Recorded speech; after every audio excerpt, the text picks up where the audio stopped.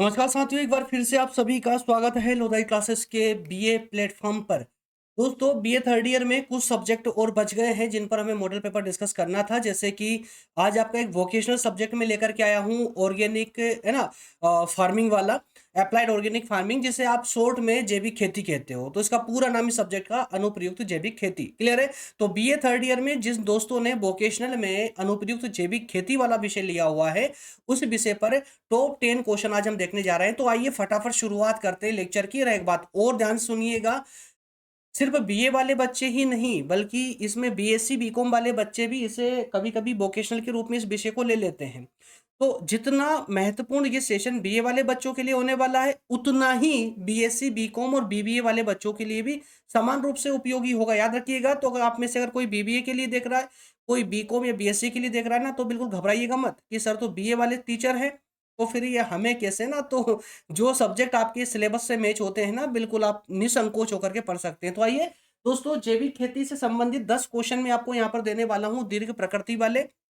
आइए, ये एमपी मध्य प्रदेश की और यूनिवर्सिटियों के लिए ये मॉडल पेपर अप्लाई होगा। क्लियर है? आइए शुरुआत करते हैं, देते हैं पहला क्वेश्चन। एक बात और बता दूं मैं आप लोगों को, जिन दोस्तों ने अभी तक नहीं पढ़ा बिल्कुल भी इस सब्जेक्ट को, और जो चाहते हैं कि जिनको डर है ना एग्जाम में फेल होने का कि यार कहीं फेल ना हो जाए, और बाकी में पास होना चाहते हैं और अवेयर हो आप एग्जाम को लेकर के, चिंतित हो, तो दोस्तों पूरे विश्वास के साथ बोल रहा हूं, जो प्रश्न मैं आपको आज देने जा रहा हूं ना, मात्र ये प्रश्न अच्छे से कंठस्थ कर लीजिए। आपको दुनिया की कोई ताकत नहीं है जो आपको रोक ले एग्जाम में। 100% आप पास होकर के आओगे। और बेहतर तरीके से अगर आपने इसको फॉलो कर लिया इस मॉडल पेपर को, तो 90% से भी ज्यादा आप मार्क्स ला सकते हो। ये पूरा इतना विश्वसनीय मॉडल पेपर है। इसमें जितने क्वेश्चन दूंगा सारे क्वेश्चन विश्वसनीय हैं। तो चलिए शुरुआत करते हैं, लेते हैं आज का पहला क्वेश्चन। पहला क्वेश्चन है, जैविक खेती का परिचय दीजिए। जैविक खेती का परिचय दीजिए तथा भारत में जैविक खेती की वर्तमान स्थिति तथा होने वाले लाभों को समझाइए। तो मेरे प्यारे दोस्तों, इस प्रश्न में अपने आप में 3 टर्म आप लोगों से पूछी गई है। जैविक खेती क्या होती है, जैविक खेती की वर्तमान में स्थिति क्या है भारत में, और इसके लाभ क्या है।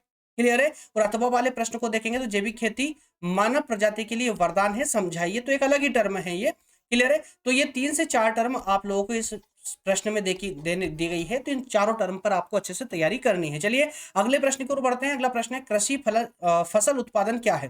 कृषि फसल उत्पादन क्या है, साथ ही इसके महत्व, सिद्धांत और लाभों को स्पष्ट कीजिए। तो यहाँ पर कृषि फसल उत्पादन समझाना है, उसके बाद में इसका महत्व, सिद्धांत और लाभ, ये 4 टर्म आपसे छोटी छोटी टर्म है इस प्रश्न में दी गई है। इनकी सटीक रूप से टर्म के आधार पर आपको प्रश्न की तैयारी करनी है। क्लियर? प्रश्न नंबर 3 है, फसल पादपों का सस्य विज्ञानी वर्गीकरण क्या होता है। तो देखिए यहां पर थोड़ा सा प्रश्न जो है ना प्रैक्टिकली पूछा गया आप लोगों से। फसल पादपों का सस्य विज्ञानी वर्गीकरण, है ना, विज्ञानी वर्गीकरण, और अनाज के प्रकारों को संक्षेप में समझाना है। तो यहाँ पर जो 2 टर्म आप लोगों से विशेष रूप से पूछी गई है कि ये सस्य विज्ञानी वर्गीकरण क्या होता है फसल पादपों का, और इसके अनाज के प्रकार कौन कौन से हैं, ये दोनों टर्म पर सेपरेटली आपको चर्चा करनी होगी। प्रश्न नंबर 4 है, मोटा अनाज जैसे बाजरा, मक्का, है ना, मक्का हो जाएगा, बाजरा हो जाएगा, और उसके अलावा ज्वार, है ना, और भी कुछ मोटे अनाज होते हैं। तो मोटे अनाज की फसल उत्पादन पद्धति क्या होती है। फसल उत्पादन पद्धतियों के अंतर्गत मोटा अनाज के महत्वपूर्ण उपाय बताइए। एकदम सिंपल प्रश्न ना। तो मोटा अनाज को उगाने की पद्धति क्या होती है, और इसके अंतर्गत मोटा अनाज के उपाय क्या क्या हो सकते हैं, ये सब कुछ बताना है, महत्वपूर्ण उपाय क्या क्या है। 2 टर्म इस प्रश्न में आप लोगों से पूछ गई। प्रश्न नंबर 5 को देखिए, फसल उत्पादन पद्धति के अंतर्गत मोटा अनाज अरहर सब्जी या फल, है ना। तो मोटा अनाज जैसे अरहर, सब्जी जैसे टमाटर, फल जैसे, मतलब उदाहरण के रूप में ब्रैकेट में दिया गया है। और भी बहुत सारे होंगे इसमें, जैसे फल में काफी सारे आ जाएंगे, सब्जी में काफी सारी सब्जी आ जाएगी। महत्वपूर्ण विशेषता उनकी उत्पादन प्रक्रिया की संक्षिप्त जानकारी दीजिए। तो अब आपने चूंकि क्या सब्जेक्ट क्या लिया है, जैविक खेती, तो खेती से रिलेटेड ही सारे क्वेश्चन आप लोगों से यहाँ पूछे जाएंगे। क्लियर है? तो मोटा अनाज, सब्जी, फल, है ना, आदि की उत्पादन की प्रक्रिया क्या होती है, संक्षेप में आपको बताना, उसकी विशेषताएं बतानी है। प्रश्न नंबर 6 है, व्यवहारिक खेती या प्राकृतिक खेती। ठीक है? व्यवहारिक खेती या प्राकृतिक खेती क्या होती है, तो एग्जाम में आ जाए व्यवहारिक खेती, यहाँ पर क्या कहते हैं प्राकृतिक खेती, तो कंफ्यूज मत होइएगा। क्लियर। इसकी आवश्यकता और महत्व बताइए, तो व्यवहारिक खेती क्या होती है, इसकी आवश्यकता क्यों है, इसका महत्व क्या है बताइए।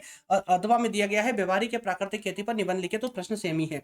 साइड में हो रहा हूँ, जो दोस्त नोट डाउन कर रहा है नोट डाउन कर सकते हैं वीडियो को रोक करके। क्लियर। चलिए आगे बढ़ते हैं, अगले प्रश्न की ओर बढ़ते हैं। अगला प्रश्न है व्यवहारिक खेती के अंतर्गत छत पर उद्यान की संकल्पना, तकनीकी विवरण तथा इसमें प्रयुक्त द्रव उर्वरकों के सिद्धांत और उनके उन अनुप्रयोगों का वर्णन कीजिए। तो बहुत प्यारा प्रश्न है दोस्तों, थोड़ा सा डिटेल में पूछ लिया गया है लेकिन प्रश्न बहुत प्यारा है। एक एक टर्म पर आपको यहाँ पर पूरा फोकस करना है। क्या बोला गया है, व्यवहारिक खेती के अंतर्गत, व्यवहारिक मतलब वही प्राकृतिक खेती, छत पर उद्यान, जो छत के ऊपर खेती की जाती है उसकी बात हो रही है यहाँ पर। क्लियर। तो छत पर उद्यान की संकल्पना क्या है, ये प्रक्रिया बताइए। इसके अलावा तकनीकी विवरण तथा इसमें प्रयुक्त द्रव उर्वरकों के सिद्धांत और उनके अनुप्रयोगों का वर्णन कीजिए। तो छत पर जो उद्यान उगाए जाते हैं वो पूरी प्रक्रिया आपको समझानी है, साथ ही साथ इस प्रक्रिया में प्रयुक्त होने वाले द्रव उर्वरकों के बारे में भी बताना है, उनके अनुप्रयोग के बारे में बताना है। क्लियर है। थोड़ा सा सैद्धांतिक प्रश्न है ये, लेकिन तैयारी भी आपको इसी प्रकार से करनी होगी।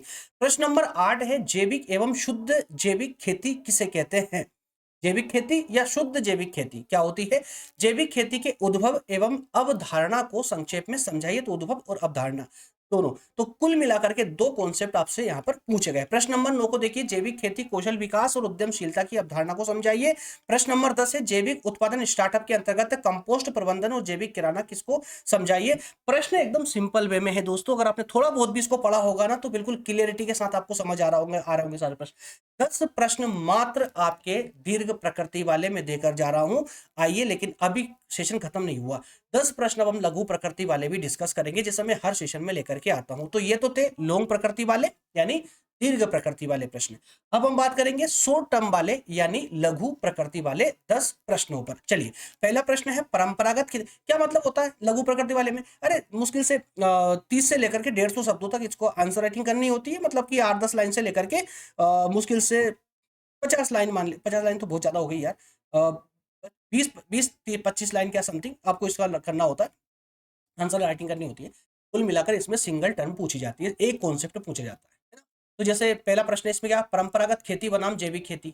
एक लेख लिखना है, परंपरागत खेती क्या होती है, जैविक खेती क्या होती है, दोनों को समझाना है साथ में एक टेबल बना करके। अगला प्रश्न है फसल पादपों के सस्य वर्गीकरण के अन्य स्वरूपों को समझाइए। क्लियर, सस्य वर्गीकरण, वैज्ञानिक वर्गीकरण। प्रश्न नंबर 3 है पादपों की विभिन्न श्रेणियों में बीज, फल और चारा आदि को संक्षेप में बताइए। पादपों की विभिन्न श्रेणियों में, अलग अलग श्रेणियों में बीज, फल और चारा, तीनों को सेपरेटली समझाना। प्रश्न नंबर 4 में गृह तथा रसोई अपशिष्ट से कंपोस्ट कैसे तैयार होता है। क्लियर है, कचरे से खाद, है ना। प्रश्न नंबर 5 देखिए, छत पर उद्यानिकी के तहत सब्जी, फल और सजावटी पौधों के चयन और प्रबंधन पर लेख लिखिए। क्लियर है, एकदम सामान्य से प्रश्न है। प्रश्न नंबर 6 देखिए, जल संवर्धन की मूल अवधारणा और जल संवर्धन के मुख्य उपायों को समझाइए। प्रश्न नंबर 7 है जैविक उत्पाद स्टार्टअप में जैव पीड़कनाशी और जैव उर्वरकों को संक्षेप में समझाइए। प्रश्न नंबर 8 है परियोजना प्रबंधन विपणन क्या है, तत्व बताइए। प्रश्न नंबर 9 है परियोजना प्रबंधन तकनीकी को समझाइए। प्रश्न नंबर 10 है परियोजना प्रबंधन सामाजिक और आर्थिक उपागम पर निबंध लिखिए। ये 10 प्रश्न लघु प्रकृति वाले, तो 10 प्रश्न आपके दीर्घ प्रकृति वाले और 10 प्रश्न ये लघु प्रकृति वाले। मात्र ये प्रश्न पढ़ लीजिए, इस विषय में और अलग से कुछ भी पढ़ने की जरूरत नहीं है। अगर आप मुझसे परमानेंटली क्लास लेते हो, डेली क्लासेस लेते हो, कॉलेज स्टाइल वाली क्लासेस भी अगर आपने मुझसे ली है, डिटेल क्लासेस पूरे साल भर अगर आप मुझसे पढ़ते हो तो आपको ज्यादा कुछ बोलने की मुझे जरूरत नहीं है। लेकिन जो नए बच्चे हैं पहली बार सिर्फ मॉडल पेपर में ही मुझे देख रहे हैं ना, उनको बता दूं दोस्तों, मैं यूट्यूब पर कोई नया टीचर नहीं हूं, नया चेहरा नहीं है। ये पिछले 7 सालों से मैं आप लोगों को यूट्यूब पर आपको पढ़ा रहा हूं, और यूट्यूब के बाहर जो है पिछले कई सालों का अनुभव है मेरे पास में आप लोगों को पढ़ाने का कॉलेज वगैरह में। इसके अलावा पिछले 4 सालों से मैं कंटिन्यूअसली आपको एग्जाम के टाइम पे ये मॉडल पेपर प्रोवाइड करता हूं, जिसमें 15 दीर्घ प्रकृति के और 10 लघु प्रकृति के क्वेश्चन देता हूं। लेकिन इस विषय में ज्यादा जरूरत महसूस नहीं हुई, इसलिए 10 दीर्घ प्रकृति के और 10 लघु प्रकृति के क्वेश्चन मैं आपको देकर के जा रहा हूं। सारे प्रश्न विश्वसनीय प्रश्न है, 100% आप इन पर भरोसा कर सकते हो, बिल्कुल कर सकते हो। मैं कोई है ना सिर्फ मॉडल पेपर के लिए आने वाला व्यक्ति नहीं हूं, मैं हमेशा आपको डिटेल क्लासेस भी पढ़ाता हूं। तो जब डिटेल में डिस्कस करते हैं हम क्लासेस में, तो मैं आपको वहां पर आपको बताता भी हूं नोट डाउन करा के कि कौन सा कॉन्सेप्ट बहुत जरूरी है। उन्हीं कॉन्सेप्टों के आधार पर मैं मॉडल पेपर तैयार करके लाता हूं, जिसका रिजल्ट 90% से भी ज्यादा भेटता है एग्जाम में, याद रखिएगा। ठीक है, इसलिए एक भी प्रश्न की टर्म को जो है आप इग्नोर करने की कोशिश ना करें। अगर एग्जाम को लेकर सीरियस है, पास होना चाहते हो, और सिर्फ पास ही नहीं, अगर आप बहुत बेहतर नंबर लाना चाहते हो, आपने सब कुछ पढ़ा है या नहीं भी पढ़ा, तो भी अब आपको सिर्फ और सिर्फ यही प्रश्न आप लोगों को पढ़ना है बेहतर तरीके से। चलिए, तो दोस्तों सेशन को लाइक जरूर कर दीजिएगा। हाँ, एक बात और है आप लोगों के लिए, अब अगर आप में से कुछ दोस्त कंफ्यूज हो रहे हो कि सर हमें तो इनके आंसर भी चाहिए, आंसर कहाँ से लेकर के आएंगे, कोई सामग्री नहीं है, तो उसके लिए यार देखिए, या तो आप अपनी पुस्तक से आंसर निकाल लीजिए, या फिर आप गूगल कर लीजिए इस आंसरों को। नहीं कर पा रहे हो, सटीक रूप से नहीं मिल पा रहे, नोट्स बनाने का समय है नहीं है, तो दोस्तों देखिए, मेरे मार्गदर्शन में मेरी टीम के द्वारा नोट्स तैयार करवा दिए गए, कस्टमाइज आंसर शीट तैयार करवा दी गई है, जो सब्जेक्ट आपने अभी भी पढ़ा है, अनुप्रयुक्त जैविक खेती। इस सब्जेक्ट, इस नोट्स, पीडीएफ नोट्स के लिए आपको 99 रुपए का सब्सक्रिप्शन लेना होता है, 99 रुपए का सब्सक्रिप्शन। और अगर आप ऑल सब्जेक्ट चाहते हैं, सभी विषय की आंसर शीट लेना चाहते हैं 2026 के एग्जाम के लिए, तो वो 249 के सब्सक्रिप्शन में अवेलेबल हो जाती है। इसके अलावा अगर आप मॉडल पेपर भी लेना चाहते हैं, तो मॉडल पेपर के लिए 149 का सब्सक्रिप्शन लेना होता है। तो कुल मिलाकर के आपके पास में 3 सब्सक्रिप्शन प्लान है। कौन कौन से दोस्तों? 99, कौन कौन सा? 99 का एक, 249 जिसमें all subject, major, minor, open elective, vocational, 5 part आपको अलग अलग मिल जाते हैं। इसके अलावा फाउंडेशन के लिए 149 रुपए। ठीक है, इन तीनों में से कोई सा भी आप ले सकते हो, और आप चाहते हो आपको फाउंडेशन भी चाहिए और मेन जो सब्जेक्ट है आपके मेजर माइनर वगैरह ये सब भी चाहिए, तो मतलब कुल मिला के सारे सब्जेक्ट चाहिए, तो आप इन दोनों सब्सक्रिप्शन को ऐड कर लीजिए। 249 और 149 का मतलब हुआ 398। 398 रुपए का एक कॉम्बो सब्सक्रिप्शन प्लान होता है। इस कॉम्बो सब्सक्रिप्शन प्लान में आपको सारे जितने भी आपके सिलेबस में सब्जेक्ट है, सारे सब्जेक्टों की 2026 के एग्जाम के दृष्टिकोण से आईएमपी क्वेश्चन आंसर की नोट्स अवेलेबल करवा दी जाती है। कैसे मिलेगी? इस पेज का स्क्रीनशॉट ले ले, और इस जो नंबर देगा इस नंबर पर व्हाट्सअप कर दीजिए। जिससे आप व्हाट्सअप करोगे, हमारी टीम आपसे कांटेक्ट करेगी, व्हाट्सअप पर ही है ना, व्हाट्सअप पर ही कांटेक्ट करेगी, आपको बताएगी, समझाएगी कैसे आपको सब्सक्रिप्शन प्लान लेना है, उसके अकॉर्डिंग सब्सक्रिप्शन मिल जाएगा, और व्हाट्सअप पर ही आपको नोट्स की लिंक प्रोवाइड करवा दी जाएगी। ओके फ्रेंड्स, चलिए, सेशन अगर अच्छा लग रहा है ना, तो लाइक जरूर कर दीजिएगा, उस सेशन से जुड़े रहें। कल फिर मिलेंगे, और हाँ, कमेंट करके मुझे जरूर बताइएगा कि अगला कौन सा ऐसा विषय है जो छूट गया हमसे, अभी तक मॉडल पेपर नहीं लेकर आया हूं, तो मुझे जल्दी से कमेंट करके बता दीजिएगा। मैं बहुत जल्दी उस पर मॉडल पेपर लेकर के आप लोगों के लिए आ जाऊंगा। क्लियर है? सेशन को लाइक जरूर कर दें, और चैनल पर नए हैं तो सब्सक्राइब जरूर कर लें, जुड़ जाए हमारे साथ में, बेल आइकन प्रेस कर लें, ताकि सारे नोटिफिकेशन आप तक पहुंचते रहे। मिलेंगे कल फिर नए सब्जेक्ट के साथ में, नए सब्जेक्ट के नए मॉडल पेपर के साथ में। ओके दोस्त, थैंक यू सो मच। जय